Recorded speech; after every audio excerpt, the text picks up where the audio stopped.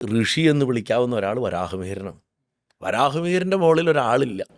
വരാഹമിഹിരൻ എഴുതി വെച്ചത് കാലാകാലത്തിനനുസരിച്ച് പഞ്ചാംഗം പരിഷ്കരിച്ചു കൊള്ളണം.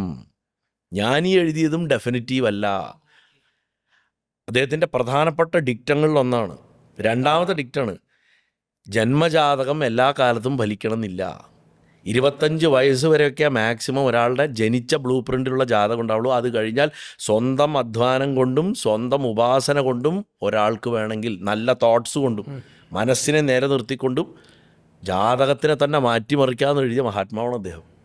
ഇന്ന് നമ്മളെന്താ പറഞ്ഞു പഠിപ്പിക്കുന്നത്? 80 വയസ്സായാലും നമ്മൾ കൊണ്ടേ നമ്മുടെ ജാതകം നോക്കിയിട്ട് പറയും എൻ്റെ ഗതി ഇതാണ് പഠിപ്പിക്കുന്നത്.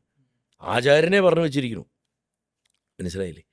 അപ്പം അതുകൊണ്ട് തന്നെ ജ്യോതിഷത്തിൻ്റെ അനവധി അംശങ്ങൾ നമുക്ക് ഈവൻ ഇതിലൊക്കെ കാണാൻ പറ്റും. പുരാണങ്ങളിൽ, അഗ്നിപുരാണത്തിലൊക്കെ കാണാം, മാർക്കണ്ഡേയ പുരാണത്തിൽ കാണാം, എങ്ങനെ മുഹൂർത്തം നോക്കണം യാഗത്തിന്. അതുകൊണ്ട് ജ്യോതിഷം അങ്ങോട്ട് എത്രയോ ഋഷിമാരെ ഏറ്റെടുത്തിട്ട് അത് നടത്തിയിട്ടുണ്ട് എന്നുള്ളതാണ്.